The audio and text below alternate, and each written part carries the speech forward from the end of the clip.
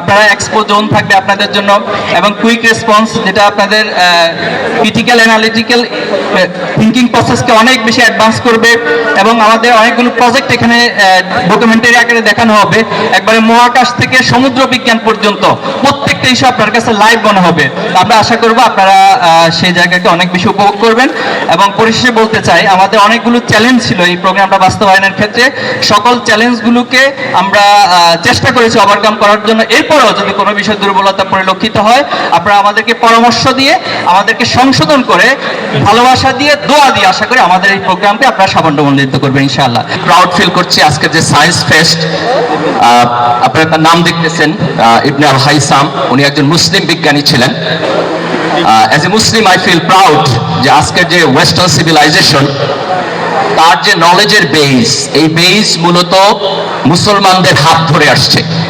পৃথিবীর ইতিহাসে এখনো পর্যন্ত কোথাও আমার নলেজে নেই ইন্টারন্যাশনাল থিফ কনফারেন্স হয়েছে, আন্তর্জাতিক চোর সম্মেলন হয়েছে, কারো নলেজে আছে? আন্তর্জাতিক চোর সম্মেলন কোথাও হয় না। আমাদের কোনো কারিকুলামে, কোনো স্কুল, কলেজ, ইউনিভার্সিটি থেকে চুরি করার বিদ্যাটা শেখানো হয় না, একাডেমিক্যালি শেখানো হয় না, আমাদের ইউনিভার্সিটি কারিকুলামেও নাই। কিন্তু তারপরেও একটা ছাত্র বিশ্ববিদ্যালয় থেকে পাশ করার পরে কেন ঘুষ খায়? ঘুষ খাওয়ার বিদ্যাটা শিখে কোত্থেকে? এই জিনিসটিকে বলে হিডেন কারিকুলাম। হিডেন কারিকুলাম করা হচ্ছে এনভায়রনমেন্ট। কারিকুলাম এবং হিডেন কারিকুলাম যদি একরকম না হয়, প্রোডাকশন হয় ডিফারেন্ট। ইসলামী ছাত্র শিবির বাংলাদেশের কারিকুলামের পরে হিডেন কারিকুলামে স্পিরিচুয়ালিটির যে অ্যাবসেন্স, যে অভাব, সে অভাবটুকু পরিবর্তন করার কাজ করছে বাংলাদেশ ইসলামী ছাত্র শিবির। সম্মানিত সুধী মণ্ডলী, আমাদের বিজ্ঞানের পরিবর্তন, দেশের উন্নয়ন, সামগ্রিকভাবে সভ্যতার উন্নয়নের জন্য আমাদের প্রজন্মের দিকে সবাই তাকিয়ে আছে। এজন্য আমরা এভাবে বলি, এদেশ আমার আকুল হৃদয় ব্যাকুল করা গান, দেশের জন্য ভালোবাসা বান ডেকেছে বান। দেশকে গড়ার স্বপ্ন দেখা, শপথ নেয়া, চিত্র আঁকা, বন্ধু তুমি সকল কিছুর মধ্যমণি। তারও আগে একটি কথা, নিজকে গড়ো, খোদার রঙে রঙিন করো। ছাত্রীদেরকে science, engineering, technology and math এগুলো পড়ানোর জন্য, শেখানোর জন্য, রিসার্চ করার জন্য, সেই কাজটা করার কথা ছিল বাংলাদেশের সরকারের।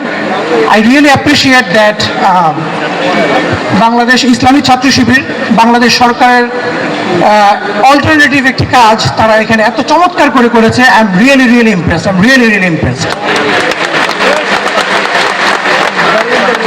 সুপ্রিয় ছাত্র এবং আমার ছাত্র হবে যারা আজকে পার্টিসিপেন্ট, এই পৃথিবীতে যত চেঞ্জ হয়েছে, সমস্ত চেঞ্জের জন্য science and technology is the key behind this changes. আজকে আমরা আমেরিকাকে পছন্দ করি অথবা না পছন্দ করি, they are behind all this science and technology related research. যে কাজগুলো আমেরিকা করছে, সেটা তারা মানুষের উন্নয়নের জন্য হোক, বিশ্বের অস্ত্র তৈরির জন্য হোক, সেই কাজগুলোর সূত্র হচ্ছে আমেরিকা থেকে।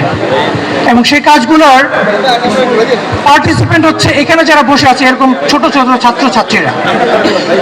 আমি যাদেরকে পড়াই, তারাই হচ্ছে এই কাজগুলোর গবেষক, তারাই এই কাজগুলোর ক্রিয়েটর। আজকে বাংলাদেশের এই নতুন পরিবর্তনে আমাদেরকে চিন্তা করতে হবে, আমরা কি সেই নতুন যুগের সূচনাতে আমরা নেতৃত্ব দিব, নাকি আমরা আগের মতো সেই পিছনে পড়ে থাকবো?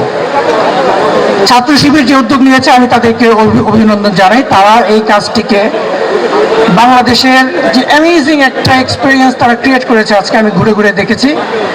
এটা তারা শুধুমাত্র ঢাকা শহরে নয়, বরঞ্চ সারা বাংলাদেশে তারা এই কাজটাকে ছড়িয়ে দিবে, এবং এর মাধ্যমে তারা শত শত হাজার হাজার তরুণ সায়েন্টিস্ট তৈরি করবে, এটাই আমার প্রত্যাশা। এজন্য আমি এবং আমার ইউনিভার্সিটি, আমাদের যারা রিসার্চার আমেরিকাতে আছে, আমি প্রাউডলি বলতে চাই, I want to be part of this. এটা বাংলাদেশ গভর্নমেন্টের উচিত ছিল এই কাজটাতে কন্ট্রিবিউট করা। আমরা বাংলাদেশে আসতে চাই, বাংলাদেশে এসে এই কাজগুলোকে নেতৃত্ব দিতে চাই। ছাত্র শিবিরের মহতী উদ্যোগকে আমি অভিনন্দন জানাচ্ছি।